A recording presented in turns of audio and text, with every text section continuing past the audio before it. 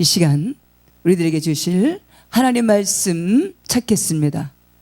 골로새서 3장 17절입니다.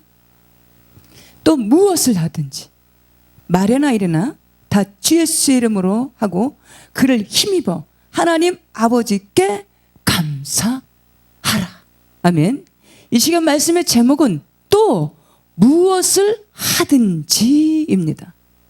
조개는 자신이 연약하고 부드러운 속살에 딱딱하고 날카로운 물질이 들어오면 두 가지의 선택을 해야 합니다. 스스로가 받아들이기 힘든 일이지만 고통스럽지만 자신에게 주어진 모리아를 받아들여서 값지고 소중한 진주로 만들 것이냐, 아니면 모리아를 받아들이지 않고 무사해서 결국에는 자신이 죽고 마느냐라는 선택입니다. 또 무엇을 하든지 그 첫 번째로는 마태복음 1장 21절 말씀에 주 예수 그리스도 안에 죄사함이 있습니다.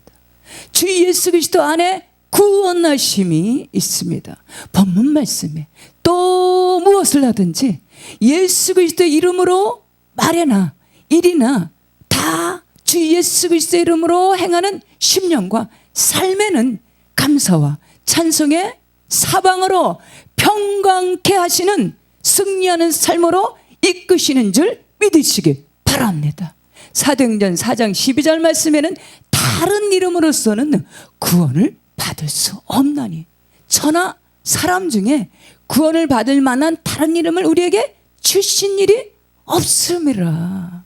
유대인들은 선민 사상으로 자신들만이 유일한 선택받은 민족이라고, 이방 민족들에게는 구원이 있을 수 없다라고 주장을 하였지만 성경 하나님의 말씀에는 로마서 1장 말씀에 보면 주 예수 그리스도 안에 유대인이나 헬라인이나 차별이 있을 수, 구별이 없다라는 것입니다. 그 이름을 온전히 믿는 자들에게는 어떤 흉악한 죄수라도 주 예수 그리스도를 믿음으로 그 이름 안에 죄사함으로 의롭게 될 수 있음을 친히 증명해 주고 있는 것을 볼 수가 있습니다. 누가복음 23장 말씀에 주 예수님께서 달리시는 십자가 우편, 좌편 강도 중에 우편 강도가 자신의 죄를 회유함으로써 죄사함을 받게 되었습니다. 또 무엇을 하든지 두 번째로는 주 예수 그리스도 이름에는 온전케 하심과 치유케 하심의 은혜가 있습니다. 요한복음 4장 말씀에 수가성 여인과 주 예수님의 심각한 대화를 나누는 장면이 잘 묘사되어 있는데, 수가성 여인의 사연을 살펴보면 여섯 번째의 남편을 두었던 사연 많은 여인이 등장을 하는데, 그 여인은 세상의 가치를 추구하고 세상의 험한 것들을 쫓아서 세상의 정력을 쫓고 쾌락을 추구하며 살아가던 사연 많은 여인이었습니다. 그러나 그녀의 심령 안에는 여전히 목마름으로 갈증하면서 세상에서 그 무엇으로도 해소되지 않아서, 채워지지 않아서 이 남자 저 남자의 여섯 번째 남편을 두고 살아가던 그 여인의 삶은 결코 평범하지도 결코 행복하지도 않는, 남들이 모르는 수많은 아픔과 고통으로, 수많은 상처, 주변에 쓰근쓰근거리는 곱지 않은 시선들로 말미암아 힘든 삶을 살아가고 있었습니다. 마침 그날도 여느 때와 같이 그녀는 동네의 야곱의 우물가에서 인접이 드문 시간들을 이용해서 우물물으로 길어나갔던 그 여인, 그 우물가에서 주 예수님을 만나서 예수님께서 베푸시는 생수를 마심으로 인해서 그 많은 상처를 치유케 하시고 변하여 새 사람 되게 하신 것을 볼 수가 있습니다. 14절 말씀에 내가 주는 물을 마시는 자는 영원히 목마르지 아니하리니 내가 주는 물은 그 속에서 영생하도록 솟아나는 샘물이 되리라. 생수의 근원이신 주 예수님을 만나서 세상에서 그 무엇으로도 채워지지 않아서 갈증하며 그토록 방황했던 여인이 영원토록 목마르지 않은 생수를 마심으로 인해서 영혼의 갈증이 해갈돼서 치유케 하심으로 29절 말씀에 보면 와보라 이는 그리스도가 아니냐 하니 변화된 심령으로 확실한 복음의 증인으로 살아가게 하신 것을 볼 수가 있습니다. 우물가의 여인처럼 난구했네 헛된 것들을 그때 주님 나를 만나 이 샘에 와 생수를 마셔라. 아멘. 사무엘상 17장 말씀에 보면 또 무엇을 하든지 세 번째로는 다윗이 블레셋 사람에게 이르되 너는 칼과 창과 단창으로 내게 나가오거니 와 나는 만군의 여호와 이름 내가 모욕하는 이스라엘 군대의 하나님의 이름으로 대게 다 가노라. 이 말씀을 살펴보면 다윗과 골리앗 싸움으로 골리앗은 블레셋의 장수로 그 키가 유용이 어마어마한 거인 장수였습니다. 그 신장을 살펴보면 4절 말씀에 그 키가 6규빗 한 뼘이나 되는 거인이었습니다. 그 당시 주변 어디서든지 이러한 거구를 이러한 신장을 찾아보기 힘든 거인으로 상상을 초월할 만한 거인이 무시무시한 전쟁터여서 모든 장비를 완벽하게 갖춘 골리앗 그 앞에 이제 겨우 17세 정도의 젊은 애띤 미소년으로 이제 겨우 부모의 보살핌의 그 손길에서 벗어난 세상을 향해서 한 걸음 한 걸음 두리번 거리면서 나가는 사회의 초년생으로 여리고 애띤 17세 청년의 다윗, 그것도 전장에 출전할 만한 경험도 경력도 전혀 없는 데다가 그 어떤 장비를 전혀 갖추지 않은 무방비의 상태의 다윗, 그 앞에 창과 칼과 방패로 이제 지금 당장이라도 그 어떤 전장을 치를 수 있는 그 모든 것을 완벽하리만큼 철저하게 잘 갖춘 골리앗 장수가 다윗 앞에 나타나게 된 것입니다. 41절 말씀에 블레셋 사람이 방패 든 사람을 앞세우고 다윗에게로 점점 가까이 나아가니라. 우리가 이 세상을 살아가면서 때로는 우리의 삶 가운데 예기치 않게 골리앗이 나타날 수 있다라는 것입니다. 예기치 않은 골리앗 같은 크나큰 문제에 직면할 때도 있습니다. 지금 전 인류가 처해 있는 전혀 예상치 않았던 전 세계적인 코로나 팬데믹에 이처럼 엄청난 사태가 그러합니다.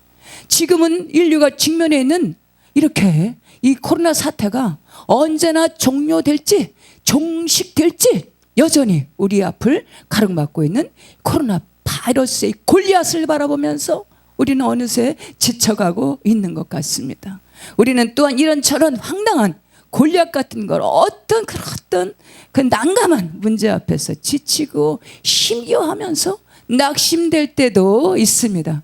그러나 현실 가운데 나타나는 골리앗 같은 고민된 문제들은 먼저 보이지 않는 영적인 문제, 내면의 문제부터 발생이 되는데 외부적인 문제보다도 내면적인 문제를, 영적인 문제들을 먼저 점검하면서 그 문제들을 최선책으로 대책을 세우며 대비하며 나아갈 때 그 어느 순간 그 문제들이 해결되게 하시고 반드시 승리가 주어지는 줄 믿으시기 바랍니다. 48절 49절 말씀에 보니까 골리앗과 다윗의 싸움에서 다윗이 승리를 하였습니다.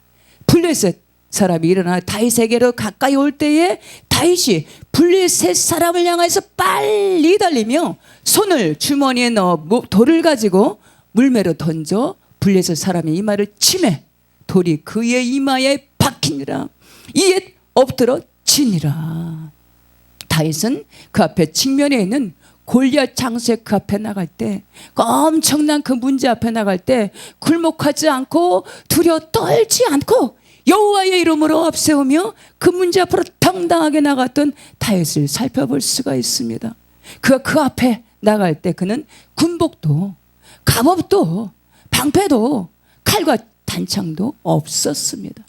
33절 말씀에 보면 사울이 다윗에게 이르되 내가 가서 저 블레셋 사람과 싸우게 능치 못하리니 너는 소년이요 그는 어려서부터 용사임이라.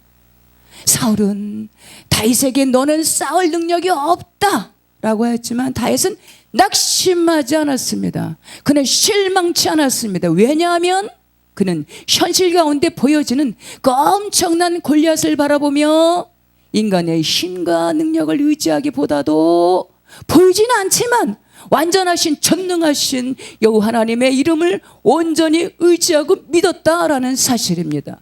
역대하 16장 말씀이에요. 여호와의 눈은 온 땅을 두루 감찰하사 전심으로 자기에게 향하는 자들을 위하여 능력을 베푸시나니. 다윗은 그를 가로막고 있는 위협하는 골리앗의 그 문제보다가 골리앗보다도 더 크고 두려우신 그 문제 위에 그 문제의 너머에 계신 여호와 하나님을 온전히 바라보고 하나님의 그 이름을 온전히 믿고 의지하였다라는 사실입니다. 너는 단창과 칼로 내게 나오거니와 나는 내가 모욕하는 하나님의 이름으로 내게 나가노라.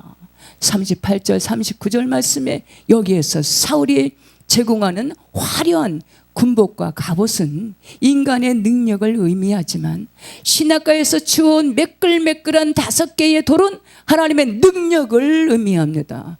다윗은 그 모든 사람들이 선호할 만한 보기에도 멋지고 화려한 좋은 것 사울의 갑옷을 의지하기보다가 보잘것없이 보이는 돌 5개에 사람들이 전혀 개의치 않는 관심을 갖지 않는 찾지 않는 인간의 눈으로 보기에 별 관심을 두지 않는 5개의 돌과 물매로 하나님의 능력을 의지하여 여호와 이름으로 돌을 그 무시한 골리앗을 향해서 믿음으로 던진 것입니다.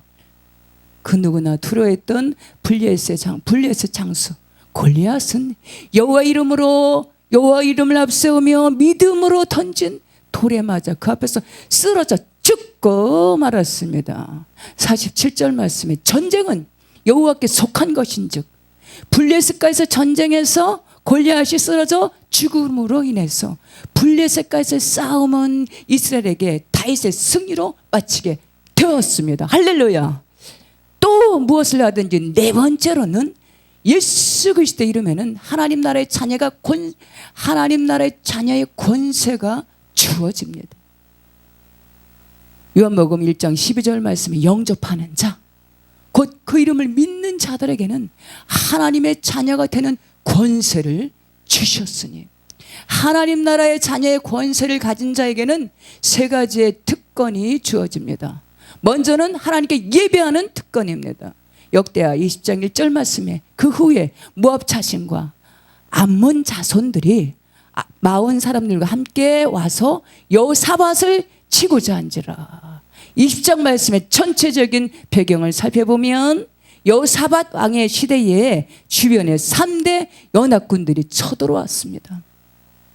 12절 말씀에 보면 오직 주만 바라보나이다 하고 그 나라가 그 엄청난 그 위경 가운데 처해 있는데 그 상황 가운데 오직 주만 바라보나이다 하고 오직 하나님을 의지하고 바라보는 여호사밧의 왕의 3가지의 신본의 신앙을 살펴볼 수가 있습니다. 그 첫 번째로는 3절 말씀에 두려워하여 여호와께로 낯을 향하여 간구하고 온 유다 백성에게 금식하라 공포하며 그는 이방 민족들이 쳐들어오는 그 위경 가운데 모든 백성들을 소집하게 하고 금식하여 하나님께 기도하라 라고 기도를 공포하였습니다.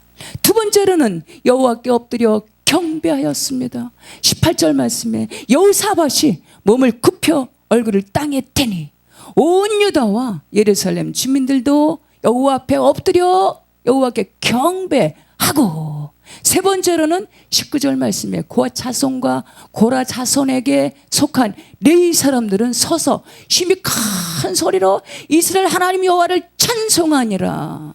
계속해서 22절 말씀에 보면 그 노래와 찬송이 시작될 때에 여호와께서 복병을 두어 유다를 치러 온 암몬 자손과 모압과 세일산 주민들을 치게 하심으로 그들이 패하였으니 26절 36절 말씀에 불화가 골짜기에 모여 여호와를 송축한지라. 여호사밧의 나라가 태평하였으니 그의 하나님이 사방에서 그들에게 평강을 주셨음이더라. 그 무엇을 하든지 다 주 예수 그리스도의 이름으로 힘입어서 3대 연합군의 크나큰 위협 공격, 어떤 처지 어떤 상황 가운데도, 그 힘든 어떤 상황 가운데도, 어떤 그 처지 가운데도 이 세 가지 하나님의 자녀의 특권으로 때로는 금식하며 때로는 간구하고 기도하고 때로는 엎드려서 하나님께 경배드리며 그 어떤 상황 가운데도 어떤 상황에 처했을 때에도 변함없이 하나님의 아버지 하나님 아버지의 선하심과 하나님 아버지의 인자하심을 찬송하며 감사하며 높여드리는 그 심령과 삶에는 반드시 불화가의 송축의 사방으로 평강하게 하시는 삶으로 승리케 하시는 줄 믿으시기 바랍니다. 본문 말씀 읽고 마치겠습니다. 또 무엇을 하든지 말이나 일이나 다 주 예수 이름으로 하고 그를 힘입어 하나님 아버지께 감사하라. 아멘.